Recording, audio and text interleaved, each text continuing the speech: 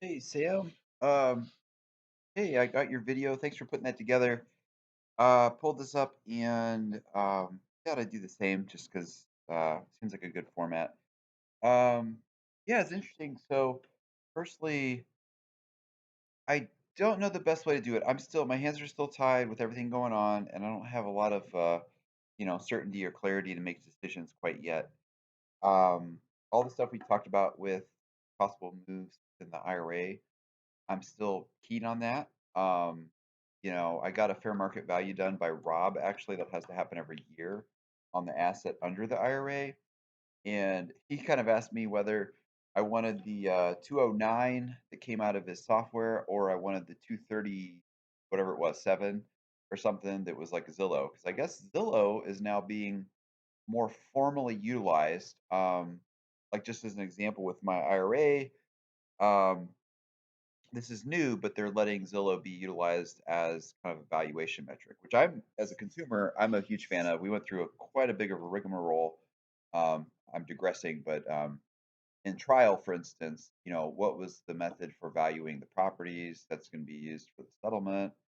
Um, but it's a big deal. It's kind of like, well, if it would be a lot simpler if we could just use the Zillow estimate. Of course, there's a lot of residual knowledge about, stuff that's needed. We know that as investors, but um, there's value in just having something to go off of. Anyways, where I'm at on that, and I'm going to get back into the fractional CFO stuff and your thoughts there. But on the IRA stuff, I am kind of thinking about just like turning it over to you and Rob and letting you guys negotiate something. I don't know if that's possible, but with the Zillow being up in the 230s, my hope is that I can get like net 200 out of it, basically. 200. So if you can get that done, if you and Rob wanted a tag team, I like you guys, both of you. I just want to be transparent. That's one way to do it. Another way would be to, let people go to town and do an off market thing where if you find a buyer, um, both people get access, but whoever, kills it gets to eat it. I'm pretty open, but I think the asset under there makes sense to do something with. And as long as nothing comes out here soon in the decree or anything that would invalidate that, should be fine.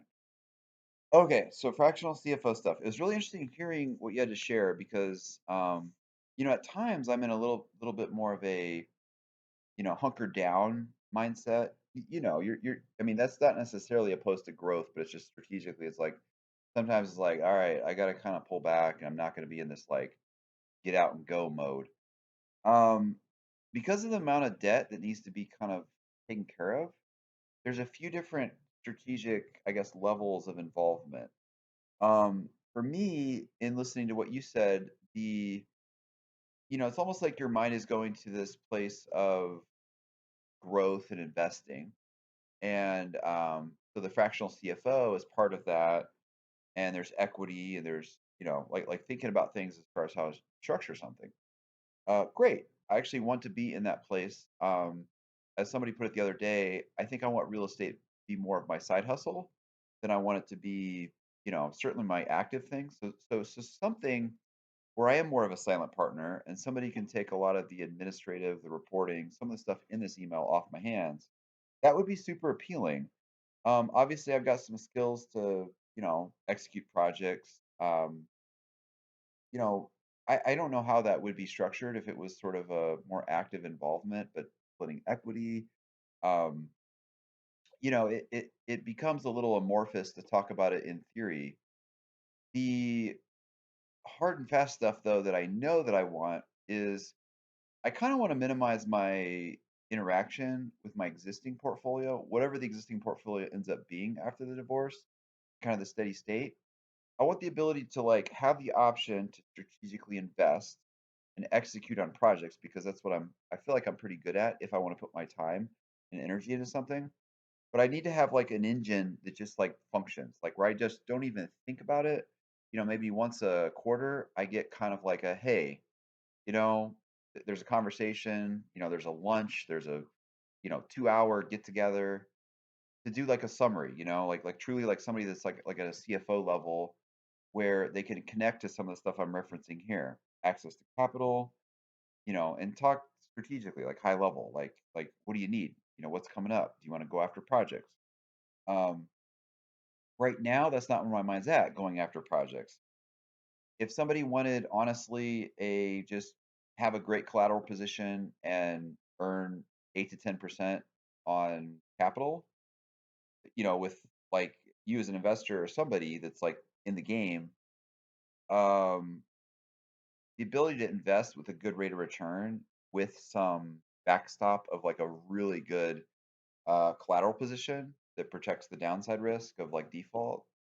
That's definitely something I can offer because I think anywhere between 60 to 120,000, I would be able to increase my monthly cash flow substantially by offering that exact thing. Decent rate of return.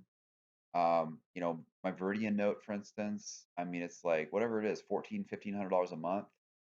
It's so aggressive on the pay down, but it's only a $63,000 principal, and whatever interest rate that's at, it's like that's where if somebody wanted to make 10%, you know, help me out, get me my $63,000 balance out, and then, you know, take your 10%, good equity or good collateral position, and it's stuff like that on the capital side, definitely.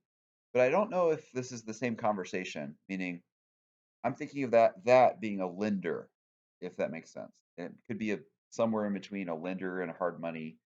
Um, the CFO, yeah, I mean, if there's a creative way to do it, uh, somebody that's in the game, maybe that does note investing, or I used to be more active on forums. There's some options within the IRA to get creative, which we've kind of explored a little bit. Um, yeah, but that's the thing. I want to find that person. I got one introduction that's been offered from someone that is very up on finance, and so I'll reach out, send an email to that person. Her name's Barb. Um, I don't know. I mean, if Barb has money to invest, that's a different story. If somebody wants to just function as a CFO, I have no idea. I had my property management firms that they're like, oh yeah, we'll do fractional CFO services. It'll be $150 an hour. Like, I mean, that's not, you know, that doesn't get my warm fuzzies going in terms of, just no risk to somebody and they're making a very, very high hourly rate without, you know, knowledge of what's happening. Um, yeah, I don't know if I'm laying it out there, but I'm gonna cut this off. We've got 8 minutes. Um, you know, we can keep, yeah, any feelers as far as people, great.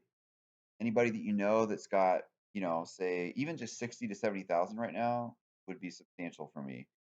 Um, and I have to wait for the divorce decree to finalize. But having that option where it's just like, yeah, we get it, and because even if I'm in a world of hurt and you know default or whatever, like somebody that's actually active and wouldn't mind, getting $120,000 of equity or whatever, probably more, just by not that you want me to default, but